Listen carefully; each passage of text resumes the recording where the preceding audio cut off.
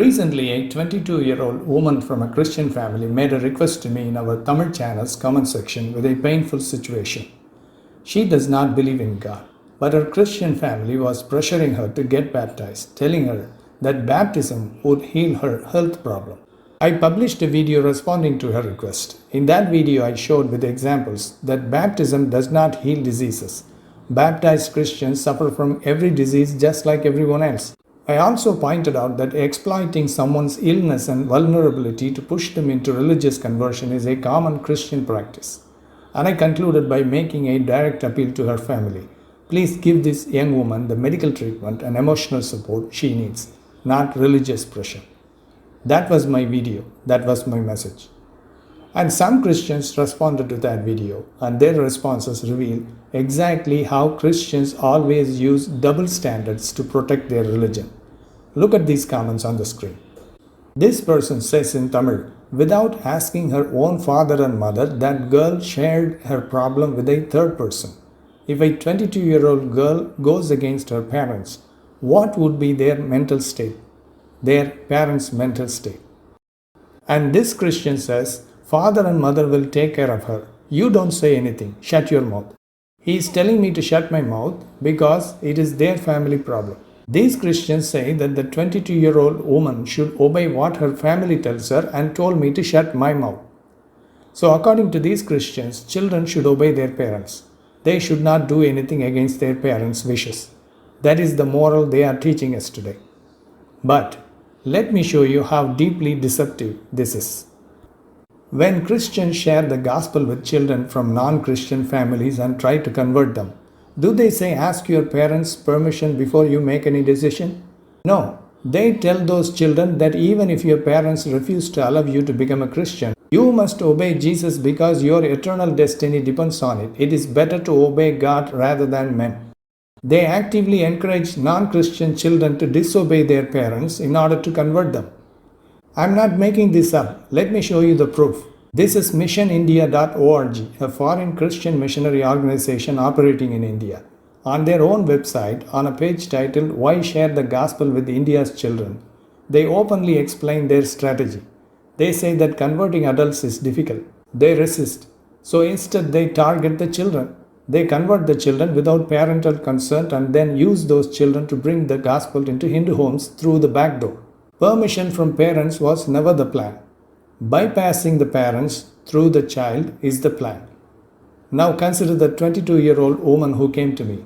22 years old. In India, under the Indian Majority Act, a person becomes a full legal adult at 18. A 22-year-old woman has every right under the Indian law and under Article 25 of the Indian Constitution to make her own decisions without any parental consent whatsoever. But according to these Christians, even a 22-year-old woman must obey her parents and cannot make her own choice. So let me be very clear about what they actually mean when they say children should obey their parents. Children in Christian families must obey their Christian parents and follow Christianity. But children from non-Christian families must not obey their parents. They must obey the Christians and follow Jesus instead. It's not about parental authority at all. It is about whose authority serves their conversion agenda. In this 22-year-old woman's case, the problem is baptism. She doesn't want to get baptized, but her parents insist that she does. Let me give you one more example that makes this hypocrisy impossible to deny. Imagine a Hindu girl who accepts Jesus and wants to get baptized. She goes to her parents and asks for their permission.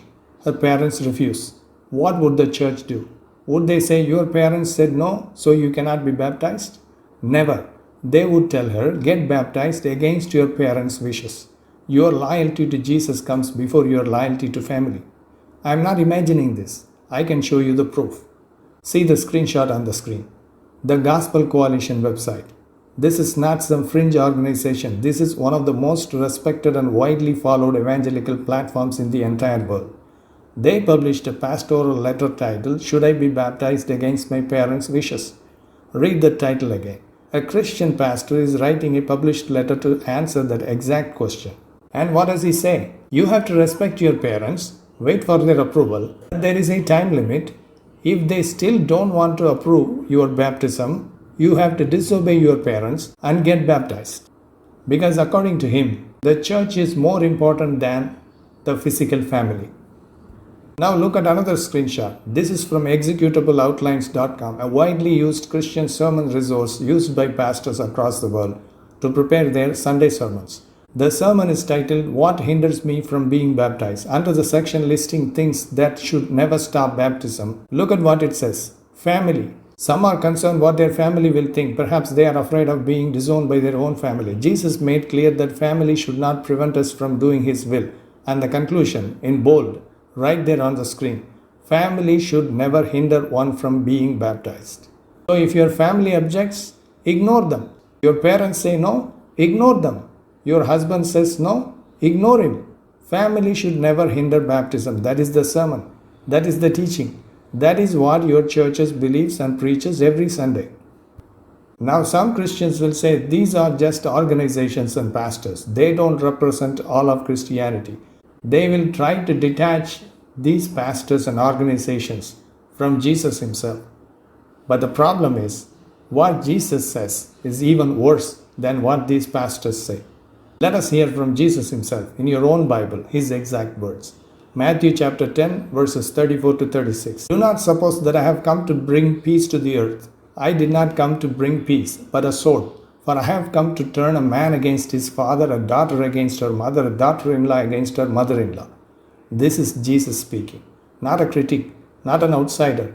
Jesus himself saying, I came to divide families. See what he says in Luke chapter 12, verses 51 to 53.